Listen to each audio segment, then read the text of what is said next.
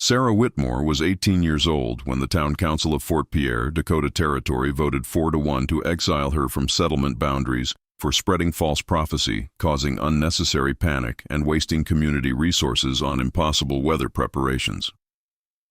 It was October 3, 1876, and prediction of -50-degree blizzard by teenage girl claiming prophetic insight was considered dangerous alarmism requiring immediate removal.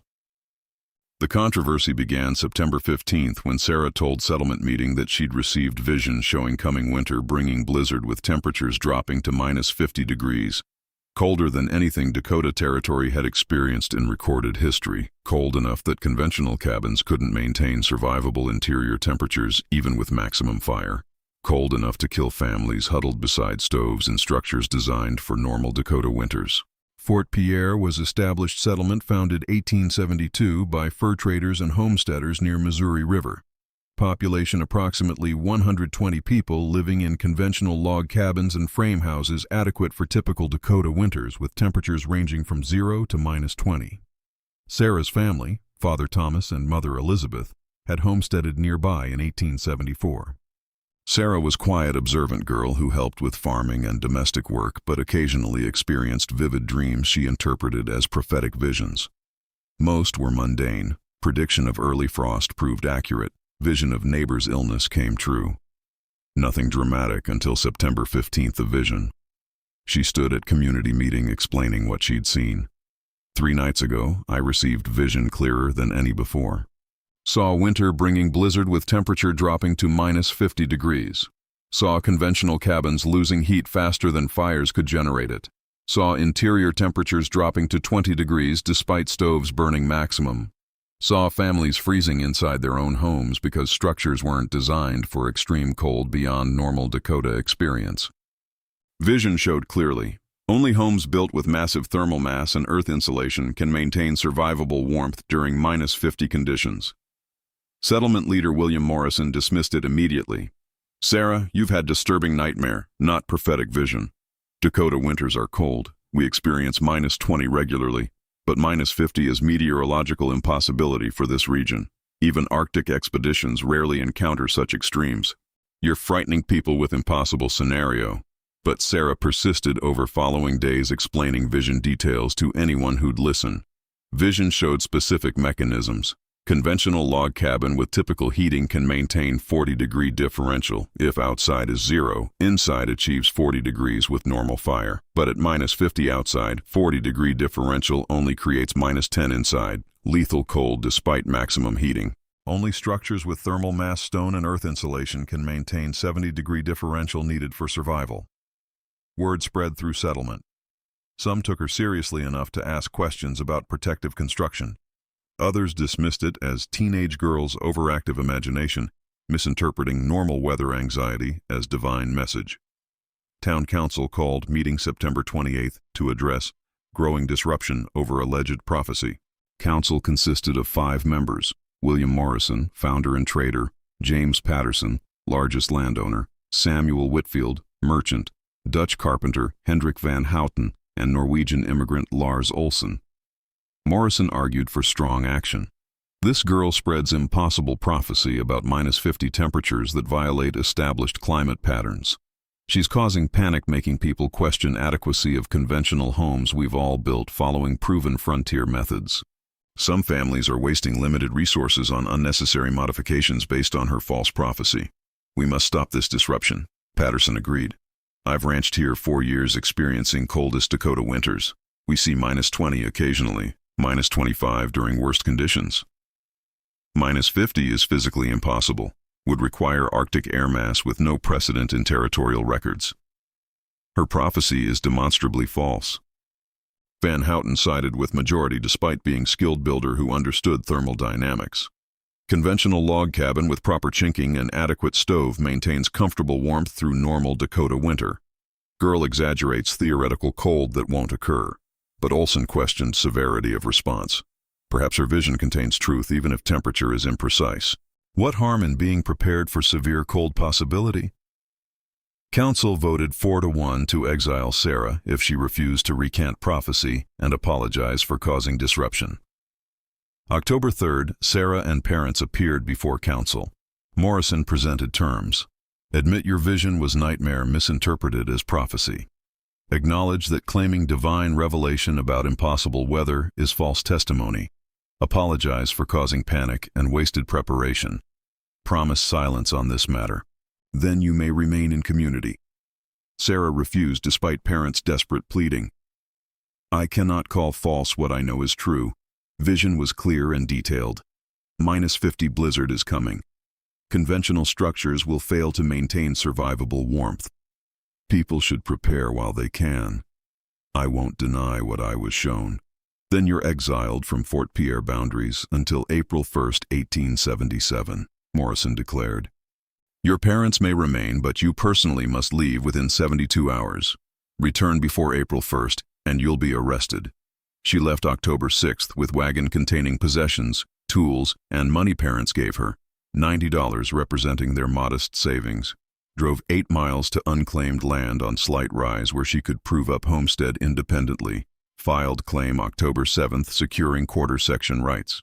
Now needed to build shelter before winter using design principles her vision had shown. Earth insulation preventing heat loss. Massive thermal mass absorbing and radiating warmth. Low profile minimizing volume requiring heating.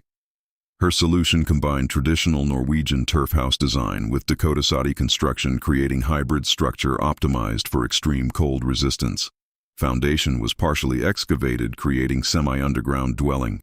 Dug rectangular pit 4 feet deep, 16 feet wide, 20 feet long. Depth placed floor below frost line, capturing Earth's natural warmth while reducing exposure to wind and cold air. Walls used combined stone and sod construction. Inner wall was dry stack stone. Fieldstone gathered from property, creating thermal mass barrier 18 inches thick. Stone wall rose from pit floor to 4 feet above ground level, creating substantial heat-retaining barrier. Outer wall was traditional soddy construction. Sod blocks cut from prairie using breaking plow, stacked like bricks, creating 2-foot thick insulating layer. Space between stone inner wall and sod outer wall was packed with earth, creating total wall thickness of approximately 4 feet. Extraordinary insulation far exceeding conventional log cabin. Roof design incorporated earth covering for maximum insulation. Built heavy timber frame supporting thick plank decking. Covered planking with tar paper waterproofing. Then piled sod blocks creating living roof. Grass growing on surface, roots binding soil, creating insulating blanket approximately 12 inches thick. Total wall thickness of 4 feet plus 12-inch earth roof created thermal envelope unlike any conventional cabin. Heat escaping from interior would be absorbed by massive stone inner wall, retained in earth packing, blocked from escape by thick sod outer wall. Most critical innovation was central heating system using massive stone hearth designed for thermal mass retention. Rather than conventional iron stove with minimal heat storage, built stone fireplace and chimney using approximately 4 tons of fieldstone. Fireplace was large, 4 feet wide, 3 feet deep, 7 feet high, with heavy stone surround and chimney extending through roof. Massive stone construction would absorb heat from fire, retain warmth for hours after fire died, radiate heat continuously creating stable temperature. Interior was single room 16 by 20 feet with 8-foot ceiling at center sloping to 6 feet at walls. Small but adequate for single person, and thermal efficiency increased with smaller heated volume. October 8th through November 20th, she built home working primarily alone with hired Norwegian stonemasons for critical structural elements requiring expertise she lacked. Construction took 6 weeks of intensive physical labor, creating design so radically different from conventional cabins that passing travelers would stop in bewilderment. Excavation began October 8th, digging rectangular pit 4 feet deep, 16 feet wide, 20 feet long. Rocky Dakota soil required pick and shovel working systematically, removing approximately 250 cubic yards of earth over 10 days. Created massive pile of excavated earth beside pit. Earth that would later be used for wall packing and roof covering. Floor construction used gravel drainage base preventing moisture accumulation. Spread 6-inch layer of crushed stone across pit bottom, creating drainage allowing any water seepage to dissipate rather than pooling. Over gravel laid packed clay, creating smooth, durable floor surface. Stone inner wall construction. October 18th through November 5th required gathering and positioning approximately 4 tons of fieldstone. Spent 3 days walking property collecting suitable stones, flat faces for stacking, variety of sizes for fitting together, adequate quantity for 18-inch thick wall rising 8 feet total height. Hired Erik and Lars Petersen, Norwegian brothers with stone masonry experience, for 10 days, October 25th through November 5th, helping with professional stone wall construction. Dry stack technique didn't use mortar, stones held by gravity and careful fitting. Each stone selected for best fit with neighbors, positioned to distribute weight efficiently, creating stable wall through geometry rather than adhesive. Erik Petersen taught her traditional Norwegian technique. Large flat stones form base carrying maximum weight. Medium stones fill middle courses. Small stones wedge in gaps creating stable matrix. Each stone must contact 3 neighbors, minimum preventing shifting. Inner stone wall created thermal mass barrier that would absorb heat from interior fire and radiate warmth for hours. 4 tons of stone had extraordinary heat capacity, could absorb perhaps 2 million BTUs from sustained fire and release it gradually over 8 hours, maintaining stable interior temperature. Space between stone inner wall and planned sod outer wall was 4 feet wide, would be packed with excavated earth creating insulating barrier preventing heat conducted through stone from escaping to exterior cold. Sod outer wall construction. November 6th through 15th required cutting and stacking approximately 600 sod blocks. Used breaking plow borrowed from neighbor cutting rectangular sod blocks from prairie. Each block approximately 18 inches long, 12 inches wide, 4 inches thick. Prairie sod had dense root system binding soil, creating sturdy building blocks. Loaded sod blocks onto wagon hauling to construction site. Stacked blocks like bricks creating 2-foot thick wall. Laid blocks grass side down creating interlocking pattern. Staggered joints between courses. Built wall 2 feet thick rising to 4 feet above grade matching height of stone inner wall. The 4-foot gap between stone inner wall and sod outer wall was systematically filled with excavated earth as sod wall rose. Packed earth firmly into gap creating continuous insulating barrier with no air pockets.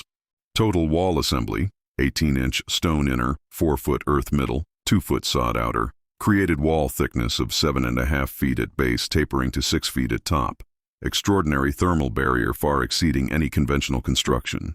Roof framing used heavy timbers creating structure strong enough to support earth covering weight. Ridge beam was 12 by 12 timber running 20-foot length, supported by stone gable walls at each end. Rafters were 6 by 8 timbers every 2 feet creating substantial framework. Covered rafters with 2-inch thick plank decking creating solid roof surface.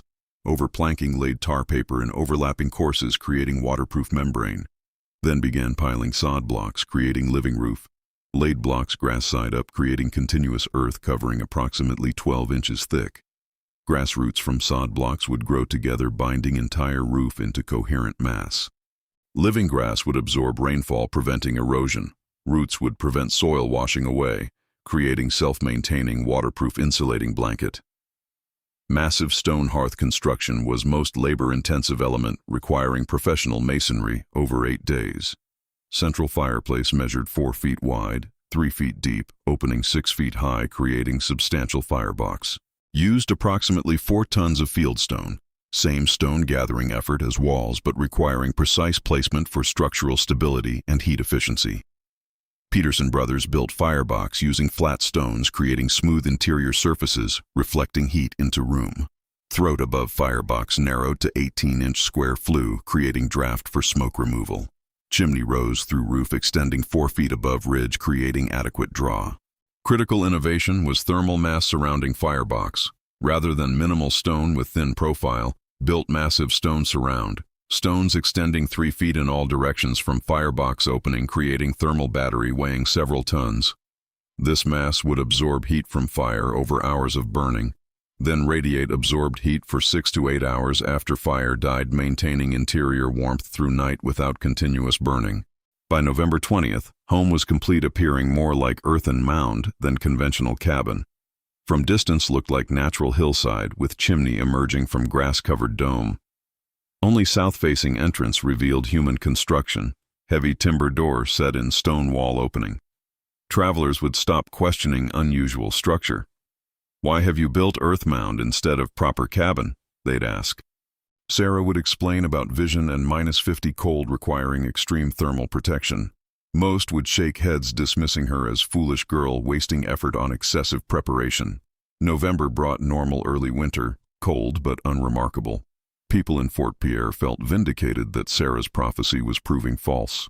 That exiled girl predicted impossible -50 cold, they'd say at community gatherings. November is normal Dakota winter. Her prophecy was teenage imagination, not divine vision. Morrison was right to remove her before she caused more disruption. December brought moderately cold weather, -10 to -15, typical Dakota winter temperatures. Conventional cabins throughout settlement maintained comfortable warmth with normal heating. By Christmas, people had completely dismissed Sarah's prophecy as proven false. Then, January 8, 1877, atmospheric conditions shifted catastrophically. Arctic air mass, unprecedented in territorial records, moved south from Canadian territories, bringing coldest air recorded in North American settlement history. Temperature dropped from -10 to -35 overnight, then continued dropping.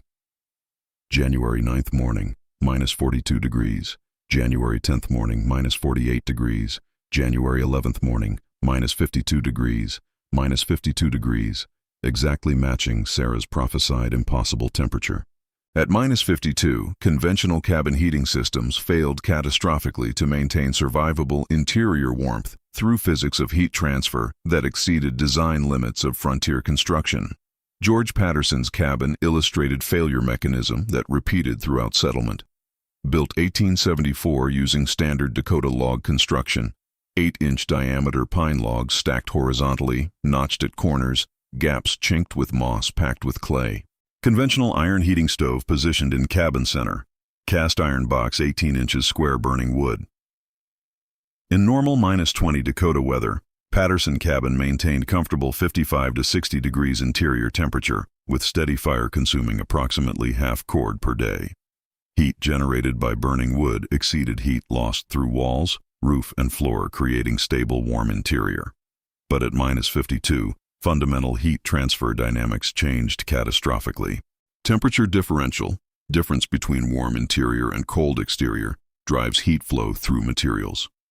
Conventional cabin at 60 degrees interior with -52 exterior had temperature differential of 112 degrees, creating heat flow exceeding stove's generation capacity. Patterson burned wood at maximum rate January 11th, attempting to maintain warmth. Stove doors wide open, draft fully engaged, feeding split logs continuously, creating roaring fire. Stove glowing dull red from sustained heat, chimney pulling smoke at maximum rate.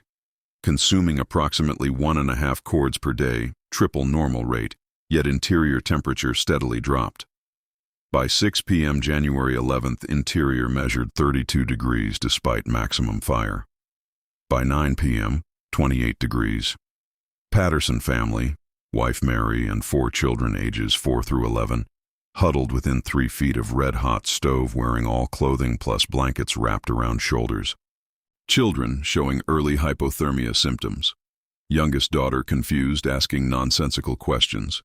Middle son lethargic, lying down despite parents' efforts to keep him active. Eldest showing uncontrolled shivering. James Whitfield's frame house experienced even worse failure because frame construction provided less insulation than logs. Frame house built 1873 using milled lumber. 2x4 stud walls with horizontal board siding inside and outside. Wall cavity filled with straw for basic insulation, but nowhere near capacity needed for extreme cold. By January 11th evening, Whitfield's interior dropped to 24 degrees despite burning everything combustible. Firewood exhausted by 3 p.m. Then furniture broken and burned. Then interior walls partially dismantled and burned in desperate attempt to maintain warmth. Wife Sarah and 3 children huddled under every blanket and quilt they owned, still experiencing dangerous cold exposure. Samuel Morrison's cabin showed different failure mode. Ran out of firewood completely. Had calculated 6 cords would last winter based on normal consumption. But 12 days of extreme cold at triple consumption rate exhausted supply January 10th. Attempted burning barn wood, but barn was quarter mile from cabin, requiring exposure to -50 cold for retrieval. Made one trip, retrieving perhaps 2 hours of fuel before frostbite danger prevented further attempts. January 11th evening. Morrison family abandoned cooling cabin. Interior had dropped to 15 degrees with no fuel remaining, and walked quarter-mile to neighbors seeking shelter. Exposure to -50 during walk caused severe frostbite on Morrison's hands and face, requiring eventual amputation of 3 fingers. Throughout settlement, 120 people in 40 conventional structures experienced similar progressive failure. Some maintained marginal 25 to 30 degree interiors burning unsustainably. Some dropped below 20 degrees as fuel exhausted or heat loss exceeded generation. Some families attempted walking to neighbors for help suffering exposure injuries. 3 elderly residents died January 11th from hypothermia. Interior temperatures dropped below survival threshold before they could be moved to marginal shelters. January 12th morning, William Morrison led delegation traveling to Sarah's homestead through -50 conditions. Travel was extraordinarily dangerous. Exposed skin would freeze in minutes. Breathing cold air damaged lungs. Movement through deep snow drifts required exhausting effort. 8 families, 32 people total, made desperate journey taking 6 hours to cover 8 miles. Found Sarah's earth-sheltered home nearly invisible, grass-covered mound blending with hillside, only chimney smoke and south-facing door indicating human habitation. Morrison knocked heavily on thick timber door. Sarah emerged appearing remarkably healthy, not bundled in excessive layers, not showing cold stress symptoms, moving normally. Morrison and families were stunned by contrast to their own desperate condition after 12 days of progressive failure. "Sarah, we were catastrophically wrong," Morrison said through cracked frozen lips, face showing frostbite damage from journey. "Temperature reached -52, exactly as you prophesied. Our homes can't maintain survivable warmth. 3 people dead from cold inside their own cabins. Children dying from hypothermia despite maximum heating. We're desperate. Can you help us?" Sarah brought entire group inside immediately, getting them out of lethal cold. Interior measured 58 degrees, comfortable warmth that felt like blessing after days of progressive cold. Families huddled near massive stone hearth crying with relief as feeling returned to frozen extremities. "How is your home warm while ours are freezing?" Patterson asked, holding youngest daughter who'd been hypothermic just hours earlier. "We burned wood at maximum rate, achieving only 28 degrees interior. You maintain 58 with what appears to be modest fire." Sarah explained, showing them structural features. Stone inner wall is 18 inches thick. Earth packing between stone and sod outer wall is 4 feet thick. Sod outer wall is 2 feet thick. Total wall assembly is 7.5 feet of thermal barrier. Heat from interior fire is absorbed by stone thermal mass, blocked from escape by earth and sod. Very little heat reaches exterior, showed them massive stone hearth. 4 tons of stone surrounding firebox acts as thermal battery. Burns hot fire for 4 hours, charging stone with heat. Then fire dies to coals or extinguishes completely. Stone radiates absorbed heat for 6 to 8 hours, maintaining interior warmth without continuous burning. Cycle repeats.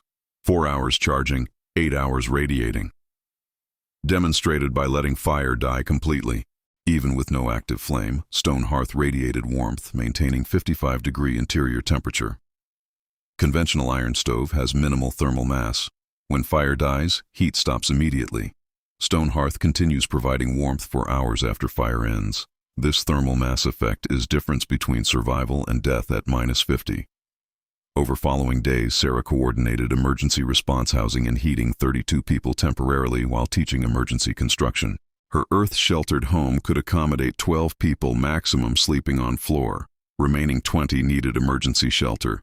Directed construction of 3 emergency earth shelters using simplified version of her design. Selected hillside locations with existing earth banking. Excavated shallow caves 4 feet deep, 10 feet wide, 8 feet long. Lined cave entrance with stone if available, creating thermal mass. Covered entrance with heavy blankets and sod blocks, creating insulated barrier. Each emergency shelter could house 6 to 8 people, maintaining 40 to 50 degrees interior with small fire, adequate for survival, though not comfortable. 3 shelters housed 24 people. Remaining 8 people rotated through Sarah's home, sharing floor space. The extreme cold continued through January 20th. 12 days total of sustained -45 to -52 temperature. Longest and coldest Arctic outbreak in territorial records, creating conditions beyond any preparation except Sarah's prophetic vision. Sarah, your prophecy proved true in every impossible detail, Morrison said humbly. -52 degrees exactly as you foresaw. Our conventional homes can't maintain survivable warmth despite maximum heating. Children are dying from cold inside their own cabins. We were catastrophically wrong to call it false prophecy and exile you. Can you help us? Sarah looked at desperate crowd, families who'd exiled her, people who'd mocked her prophecy, children suffering from cold, and chose compassion over justified anger. My home can shelter perhaps 12 people maximum, but more importantly, I can teach you emergency modifications to conventional structures and help build emergency shelters using principles that retain warmth. She invited 8 families inside, showing them earth-sheltered homes interior, stepped from -52 exterior into home interior, measuring 58 degrees. Comfortable warmth maintained by small fire in massive stone hearth. How is this possible? Morrison asked, amazed. Your home is warm with small fire while our cabins are freezing despite maximum heating. Sarah explained thermal mass and earth insulation principles. Stone inner wall and earth outer wall create 4-foot barrier preventing heat escape. Stone hearth weighing 4 tons absorbs heat from fire, radiates warmth for 6 to 8 hours after fire dies. Earth roof provides additional insulation. Small interior volume requires less heat. These features combined maintain 70-degree differential. Interior stays 58 when exterior is -52. Over following days, Sarah directed emergency construction, teaching settlers survival modifications. Showed them how to build emergency earth shelters using similar principles. Dig into hillside, line with stone if available, cover with earth and sod. Created 3 emergency shelters over 4 days, housing 26 people whose conventional homes had become death traps. The blizzard continued through January 20th, 12 days of sustained -45 to -52 temperature. Final toll would have been catastrophic without Sarah's intervention. 8 people died, 5 from exposure attempting travel during extreme cold, 3 elderly who couldn't be moved to emergency shelters and froze in conventional homes that dropped below survival temperature. But 44 people survived specifically because Sarah's earth-sheltered home and emergency shelters provided warmth conventional structures couldn't maintain. Without her intervention after exile, estimated death toll would have been 30 to 40, as families froze in failed conventional cabins. January 22nd, community held meeting at schoolhouse, only building large enough for gathering. Morrison spoke on behalf of council. Sister Sarah spoke true prophecy from genuine vision. We rejected her message because it seemed meteorologically impossible and challenged our assumptions about adequate construction. We called her false prophet and exiled her for speaking uncomfortable truth. We were catastrophically wrong. Her prophecy and preparation saved 44 lives. We apologize and beg forgiveness. Sarah accepted apology with grace. I don't claim credit for saving lives. The vision showed me what to prepare for, and I followed what I was shown. The real lesson is that conventional wisdom sometimes fails during extreme conditions beyond normal experience. Earth-sheltered construction with thermal mass isn't necessary for normal winter. But when temperature reaches -50, it becomes difference between life and death. She lived on homestead 19 years, proving up claim and establishing successful farm. Married in 1880 to Norwegian immigrant named Eric Peterson, who helped her expand earth-sheltered design principles. Together they established small business building earth-sheltered homes throughout Dakota Territory. Design features Sarah pioneered: earth insulation, thermal mass stone construction, semi-underground placement, became recognized as superior for extreme cold regions.